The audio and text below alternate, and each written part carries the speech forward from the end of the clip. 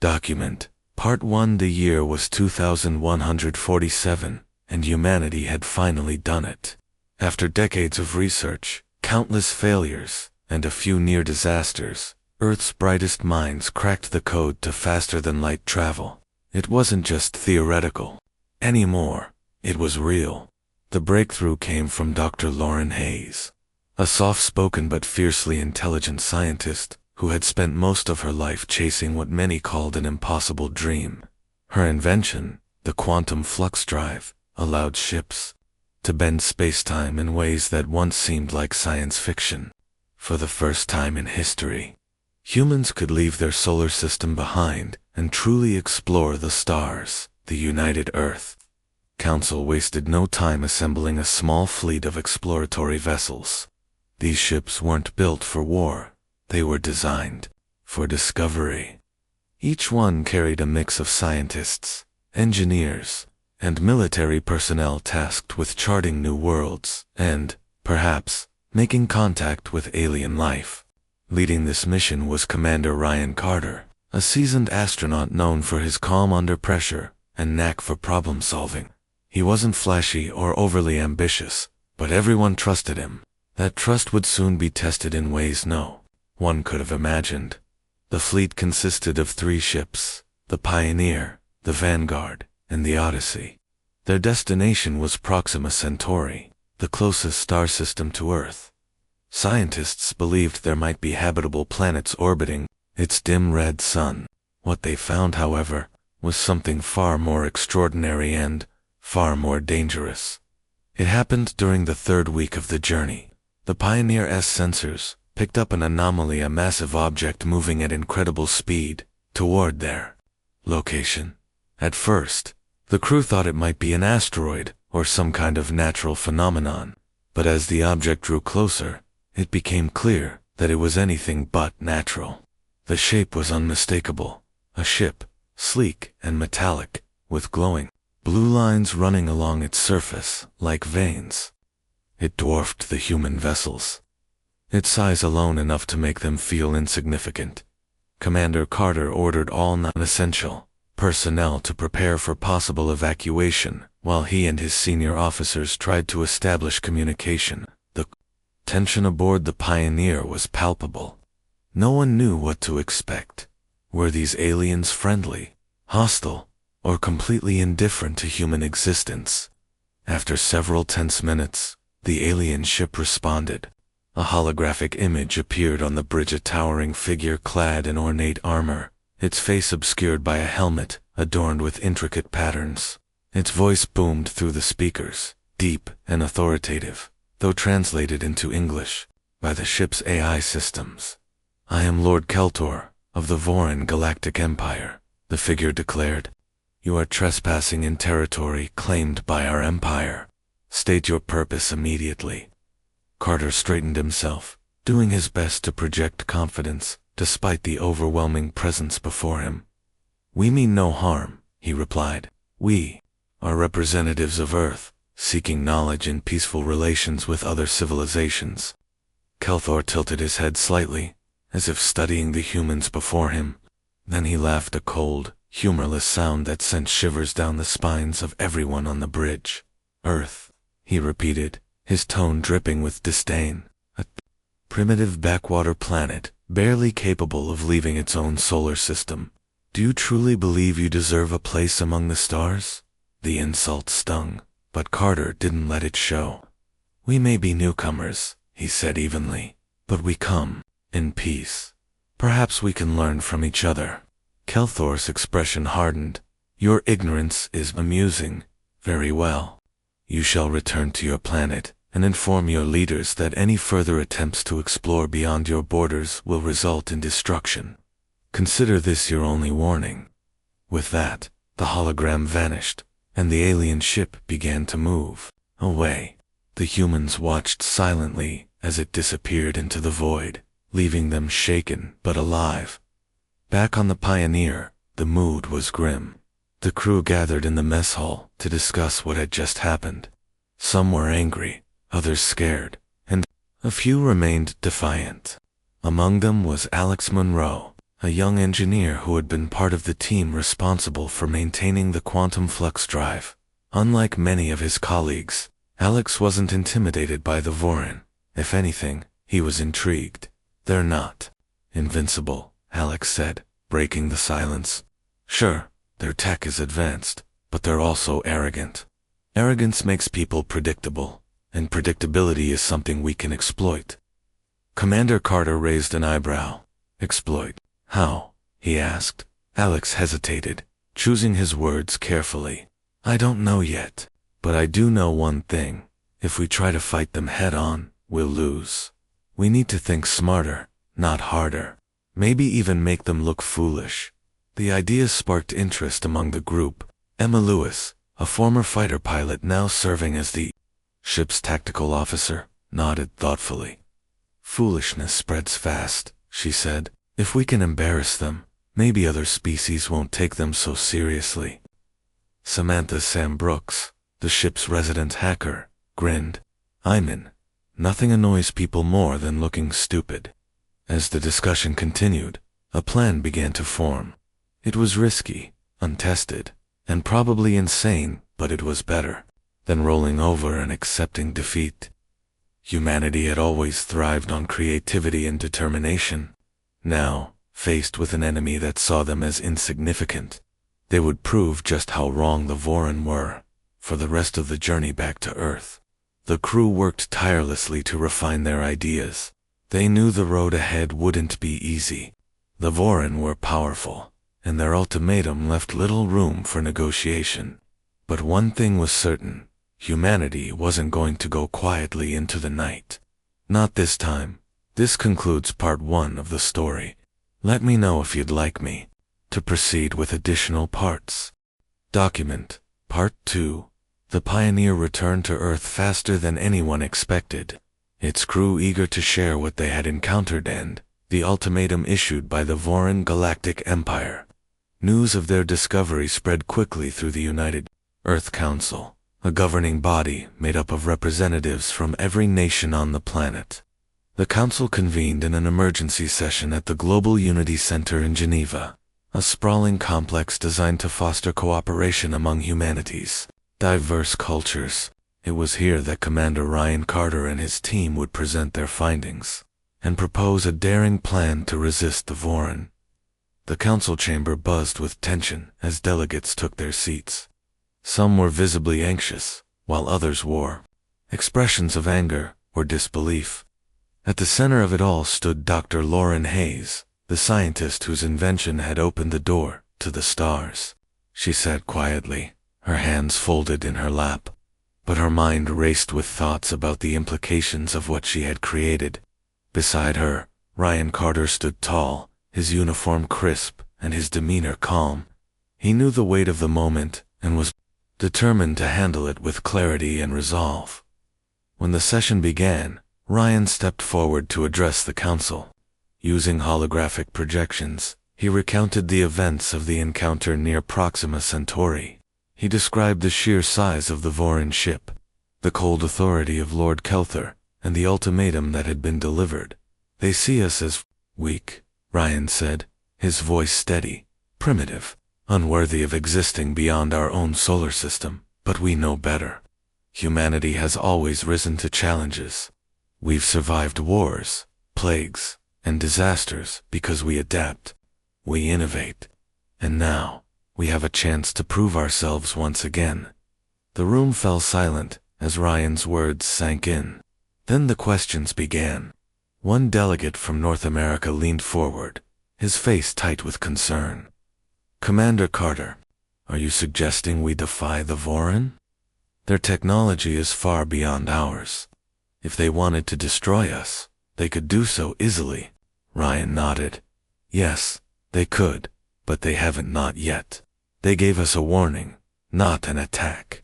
That tells me they're cautious, maybe even unsure of how to handle us. If we act wisely, we might be able to turn their arrogance against them." This sparked a debate among the delegates. Some argued for immediate surrender, believing it was the only way to ensure humanity's survival. Others called for preparation for war, urging the Council to mobilize Earth's resources and build a military force capable of standing up to the Vorin. The arguments grew heated, with voices rising and tempers flaring. It seemed impossible to reach a consensus. That's when Alex Monroe spoke up. Standing near the back of the room, he cleared his throat and raised his hand. When Ryan noticed him, he gestured for Alex to step forward. Alex wasn't used to being in the spotlight, but he felt compelled to share his ideas. "If I may," he began, his voice hesitant at first, but growing stronger as he continued. "We can't win a direct fight. Not yet, but we don't need to. The Vorin think they're superior to us. They think we're predictable. What if we show them they're wrong?" Alex went on to explain his vision. Instead of building weapons or fortifying defenses, he proposed using creativity and ingenuity to outwit the Vorin. He suggested launching a series of operations designed to confuse, frustrate, and embarrass the Empire by exploiting their overconfidence and rigid protocols. Humanity could create doubt in the minds of the Vorin, and possibly even turn other alien species against them. His words caught the attention of Dr. Benjamin Cole, the astrophysicist who had been part of the Pioneer S science team. Ben had been quiet during the meeting, lost in thought as he processed the enormity of the situation. But Alex's idea resonated with him. "It's brilliant," Ben said, speaking up for the first time. "The Vorin rely on order and structure. If we disrupt that, we can make them look incompetent. And incompetence spreads fast, especially in a galaxy full of rival factions." The room erupted into murmurs as the council members considered this new approach. It was risky, unconventional, and perhaps even reckless. But it offered a glimmer of hope in an otherwise bleak scenario. Lauren Hayes, who had listened intently throughout the discussion, finally spoke. "We built the quantum flux drive to explore the universe, not to wage war," she said. "But exploration requires courage. If we submit to the Vorin, we'll lose more than our freedom will. Lose our spirit. Let's give this plan a chance." Her words carried weight, and slowly, the tide began to turn. The council voted to approve a trial phase of Alex's proposal, allocating resources to develop strategies and technologies that could be used to outmaneuver the Vorin.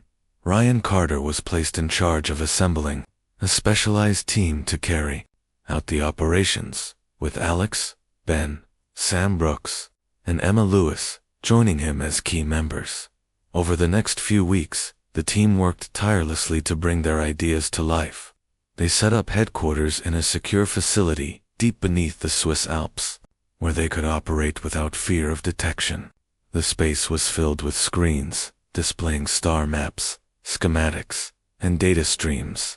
In one corner, Sam worked on hacking algorithms designed to infiltrate foreign communication networks. Nearby, Emma tested drone prototypes capable of mimicking asteroids and other harmless objects. Meanwhile, Alex and Ben collaborated on designing decoy missions that would lure the Vorin into embarrassing situations. One of their first projects involved creating automated drones disguised as drifting rocks. These drones were programmed to emit faint energy signatures, making them appear like potential threats to Vorin sensors. When the Vorin destroyed them, hidden mechanisms inside the drones would trigger harmless but spectacular fireworks displays. The goal was simple: make the Vorin look foolish in front of other alien species. Humiliation, they reasoned, could be a powerful weapon. As the preparations continued, Ryan kept a close eye on morale. He knew the stakes were high, and the pressure was mounting. Late one night, as the team gathered in the break room for coffee and snacks, he addressed them directly. "I won't lie to you," he said. "This isn't going to be easy. The Vorin are dangerous, and we're taking a huge risk. But remember why we're doing this. We're fighting for something bigger than ourselves, for the future of humanity. If we succeed, we'll prove that strength isn't just about power. It's about heart, determination, and the ability to think differently." His speech lifted spirits, and the team returned to work with renewed focus. They knew the road ahead would be fraught with challenges, but they also believed in the power of their plan. For the first time since encountering the Vorin, they felt a sense of control, a belief that they could shape their destiny rather than simply react to it, unbeknownst to them. However, the Vorin were already watching.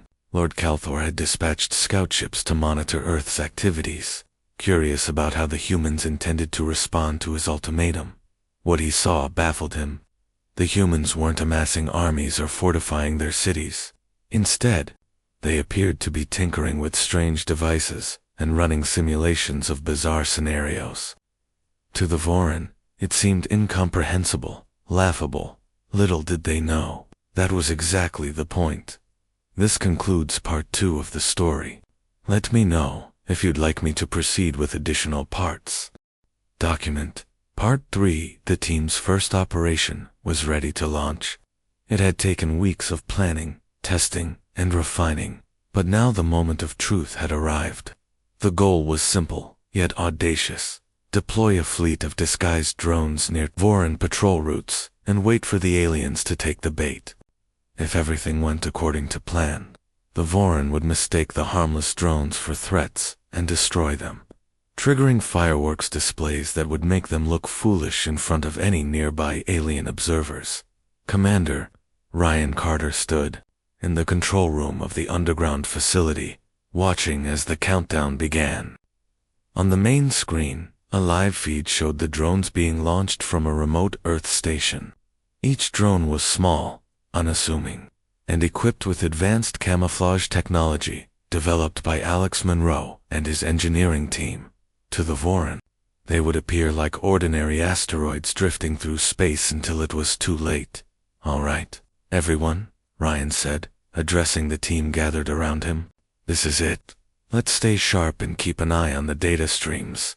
We need to be ready for anything." Sam Brooks sat at her workstation, her fingers flying over the keyboard as she monitored the drone's progress. Her job was to ensure the decoys remained undetected until the Vorin engaged them. Beside her, Emma Lewis studied tactical maps, tracking the movements of nearby Vorin ships. Meanwhile, Alex and Ben huddled over a console, analyzing sensor readings and making last-minute adjustments to the drone's programming. As the drones entered their designated positions, the tension in the room grew palpable. Everyone knew this was just the beginning. If the Vorin saw through the ruse or reacted differently than expected, the entire operation could fall apart. But if it worked, it would mark the start of something much bigger, a campaign to undermine the Empire's authority and reputation. Hours passed before the first sign of success appeared. One of the drones emitted a faint energy signature, just strong enough to catch the attention of a passing Vorin patrol ship. The alien vessel hesitated for a moment, then moved closer to investigate. Sam held her breath as she watched the scene unfold on her monitor. "They're locking onto it," she whispered, her voice tinged with excitement. "They think it's a threat." Sure enough, the Vorin opened fire, vaporizing the drone with a single blast from their weapons. For a brief moment, nothing happened. Then, as programmed, the remnants of the drone erupted into a dazzling display of colorful lights. The effect was stunning, like a miniature supernova exploding in slow motion. From Earth's perspective, it looked beautiful. To the Vorin, it must have seemed absurd. "They fell for it," Emma exclaimed, breaking the silence. A wave of relief and triumph swept through the room as the team erupted into cheers. For the first time since encountering the Vorin, humanity had scored a small but meaningful victory. But the celebration was short. The team quickly realized that one successful operation wasn't enough. They needed to scale up their efforts and create a pattern of embarrassment that would resonate across the galaxy. Over the next several days, they deployed more drones along key Vorin patrol routes, each one designed to trigger increasingly elaborate displays when destroyed. Some emitted bursts of harmless plasma that shimmered like auroras.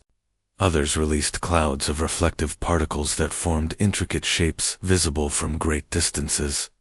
Word of these incidents began to spread, not just among the Vorin, but also among other alien species monitoring the Empire's activities. The Vorin prided themselves on their efficiency and precision, so seeing their ships waste resources destroying harmless objects only to produce flashy light shows made them look incompetent. Rumors started circulating about the primitive humans who were somehow managing to outsmart the mighty Empire. Other factions, many of whom resented Vorin dominance, found the stories amusing and potentially significant. Back on Earth, the team celebrated their growing success while preparing for the next phase of their plan. Alex proposed expanding their operations beyond decoys. "We've got their attention now," he said during a strategy meeting. "But we can't rely on fireworks forever. We need to escalate, maybe even infiltrate their systems and plant false information." Sam nodded enthusiastically. "I've been working on a way to hack into their communication networks," she said. "If I can get access, I could broadcast footage of their failures directly to other species. Imagine the damage that could do to their reputation." Lauren Hayes, who had been observing the meeting quietly, spoke up. "Be careful," she cautioned. "If they trace the source back to us, it could provoke retaliation." "We're walking a fine line here," Ryan agreed. "She's right. We need to balance boldness with caution. But I think Sam's idea has merit. Let's move forward, but make sure we cover our tracks." With renewed focus, the team turned their attention to cyber warfare. Sam spent long hours developing algorithms capable of bypassing Vorin security protocols, while Ben helped refine the content they planned to broadcast. Together, they created a series of clips highlighting the Empire's recent missteps, complete with sarcastic commentary designed to mock the Vorin's supposed superiority. Meanwhile, Emma worked on improving the stealth capabilities of their drones, ensuring they could evade detection for longer periods. She also began training a small group of pilots to operate modified fighter craft that could serve as backup in case things went wrong. Though the team hoped to avoid direct confrontation, they knew better than to leave anything to chance. As the days turned into weeks, the impact of their efforts became undeniable. Reports filtered in from across the galaxy of Vorin commanders facing ridicule from their peers and subordinates. Even within the Empire itself, cracks began to form. Lower-ranking officers questioned the decisions of their superiors, while higher scrambled to explain the string of embarrassing incidents. Lord Kelther, furious at the growing unrest, demanded answers, but no one could provide them. One night, as the team reviewed footage of another successful operation, Alex leaned back in his chair and smiled. "You know," he said, "we're not just fighting the Vorin anymore.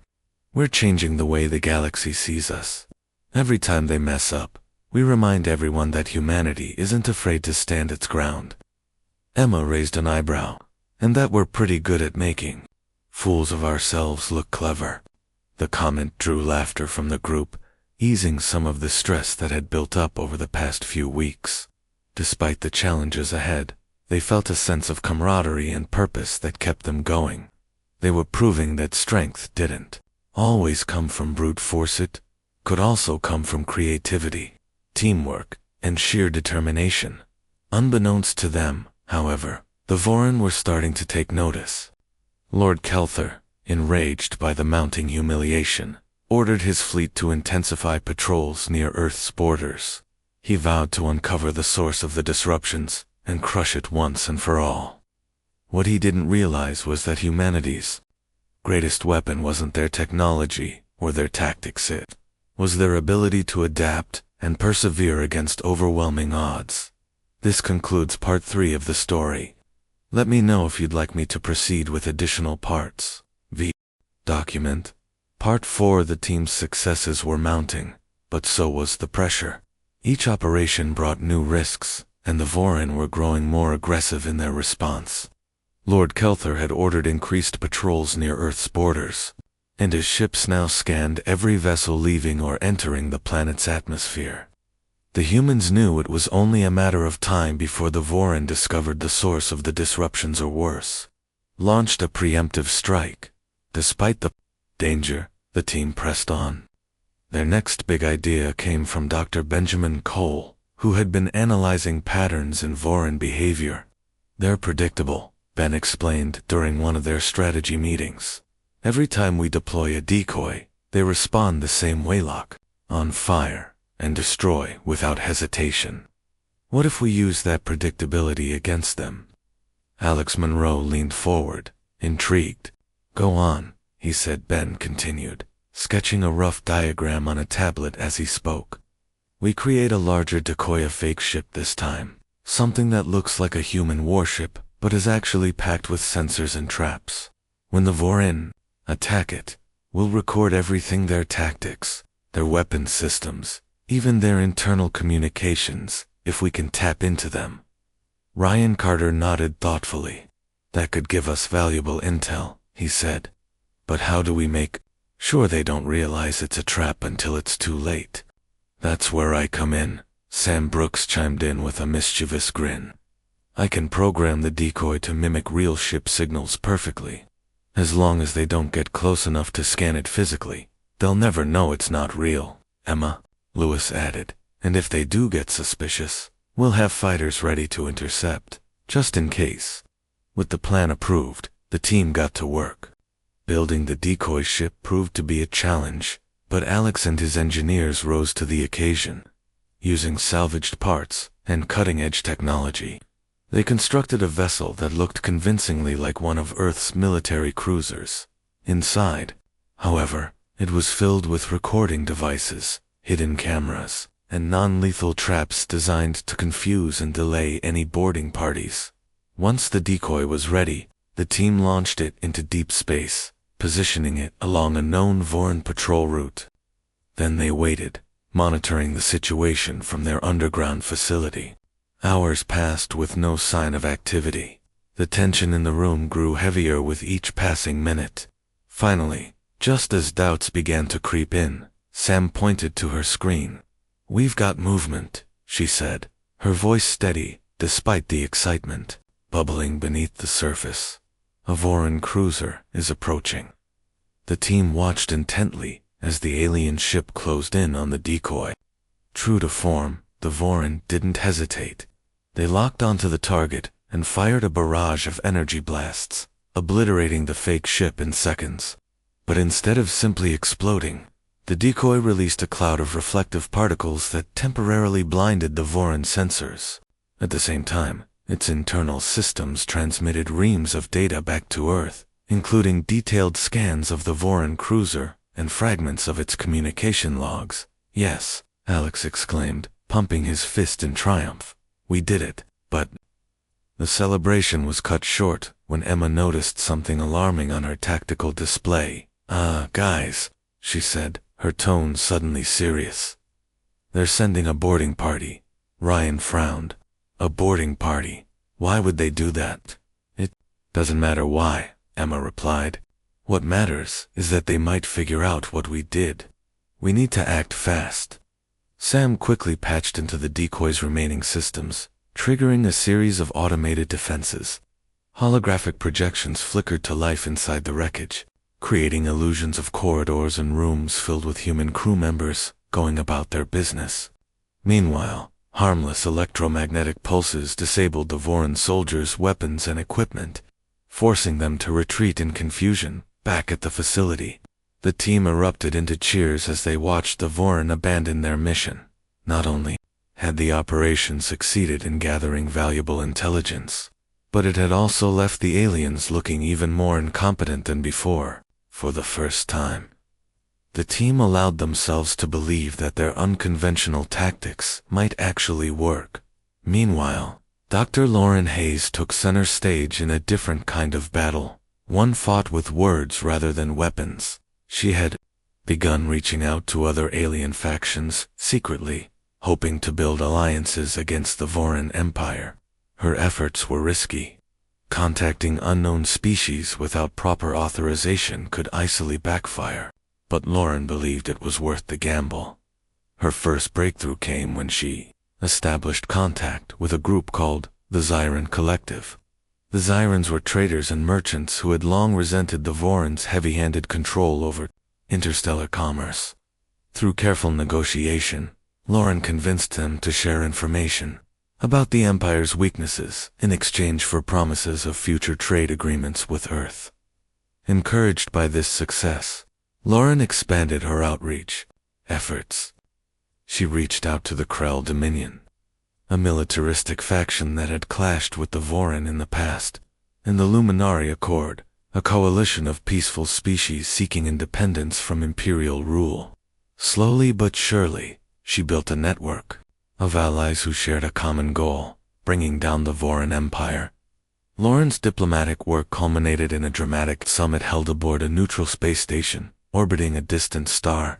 Representatives from dozens of alien species gathered to discuss the growing threat posed by the Voran and humanity's role in resisting it.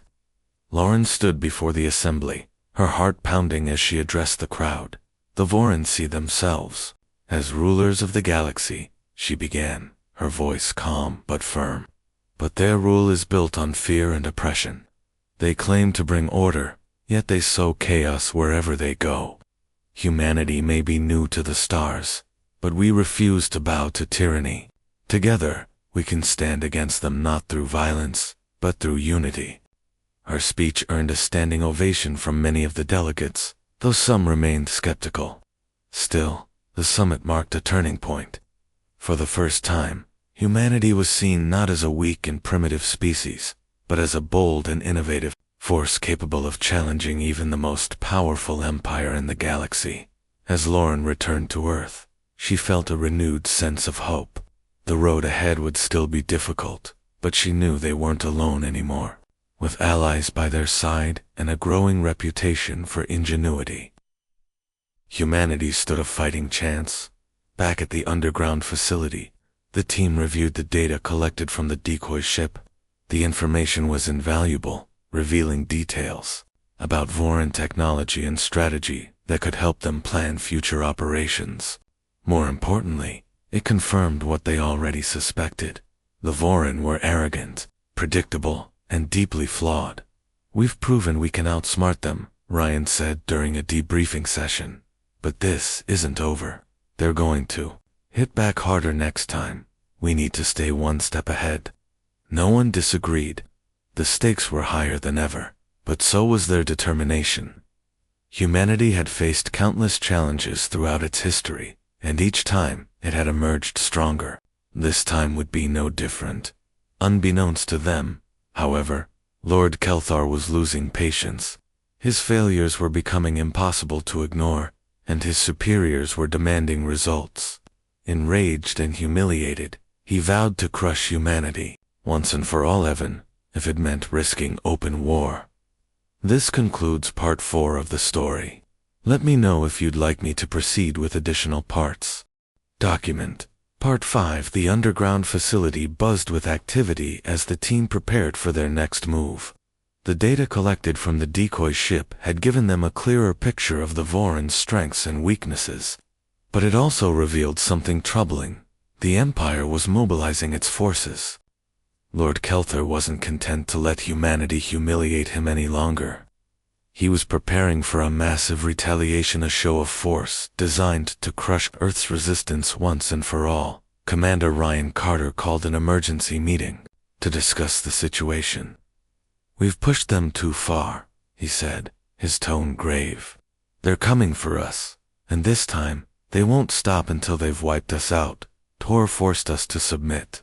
Alex Monroe frowned, leaning forward in his chair. "Do we have enough time to prepare?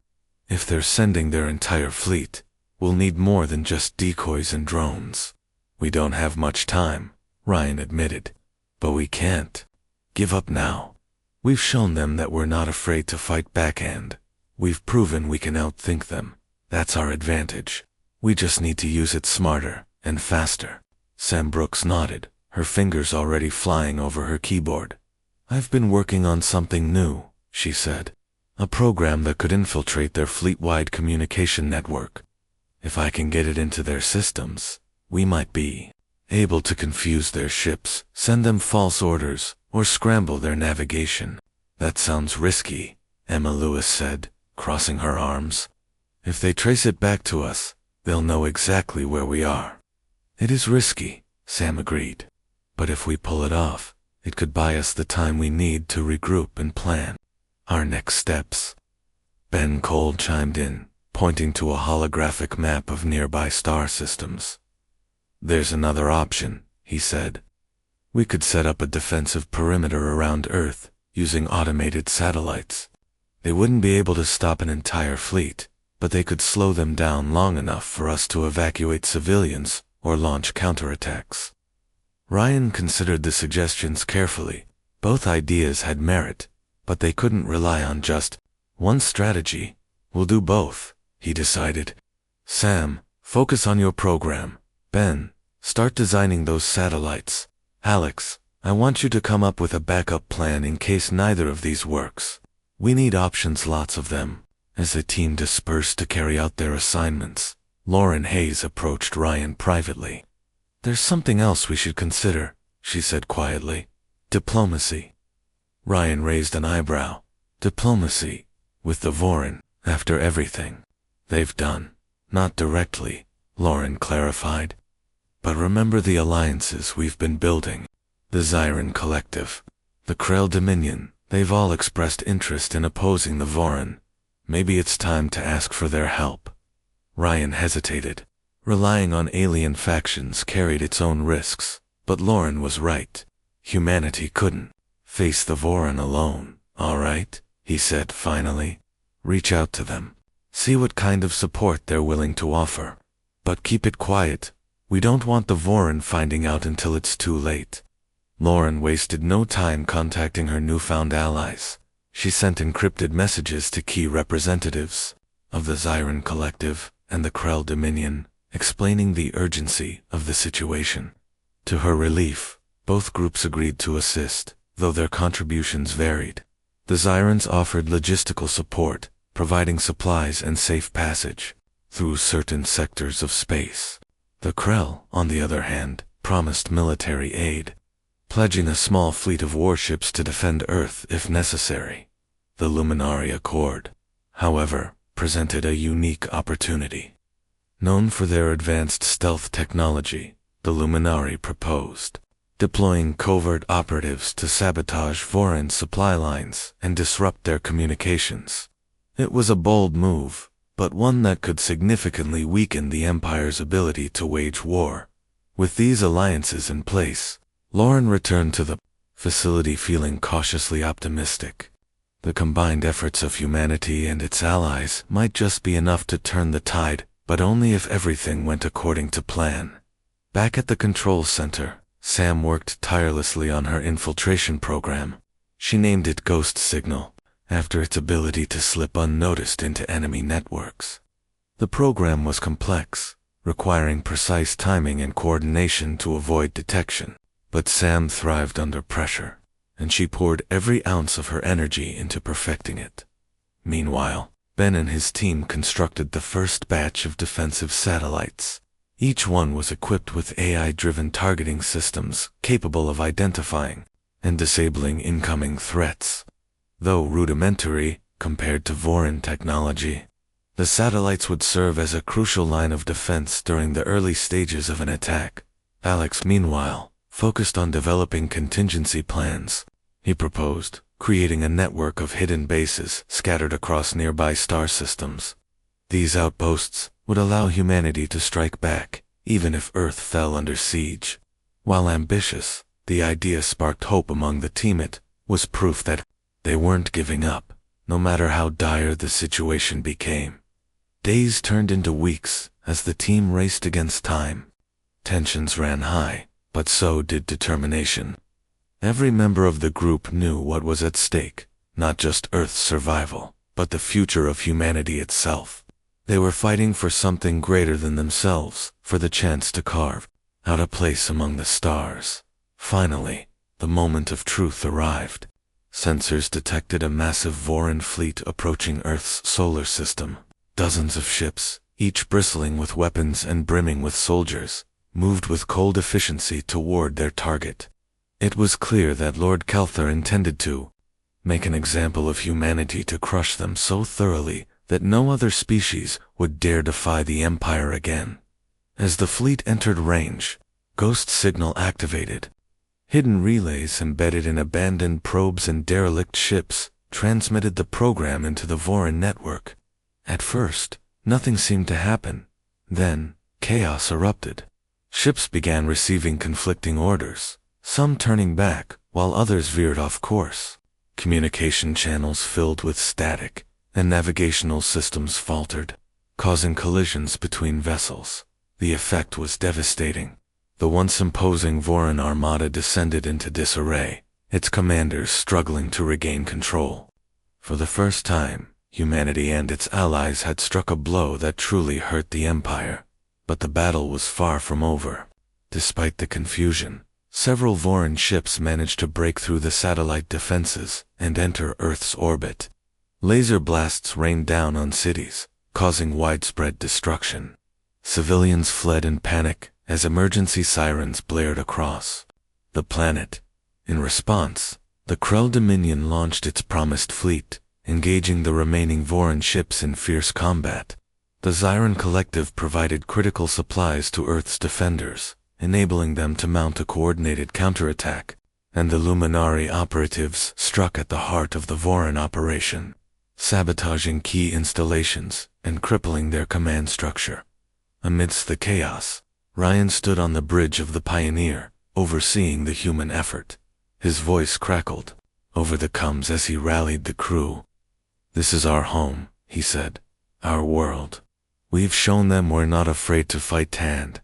Now we'll show them we're not afraid to win." The words ignited a spark within everyone who heard them. Against overwhelming odds, humanity fought back with everything it had. Pilots flew daring missions to disable enemy ships.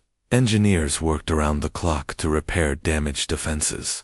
And ordinary citizens banded together to protect their communities. By the time the dust settled, the Vorin fleet had been driven back.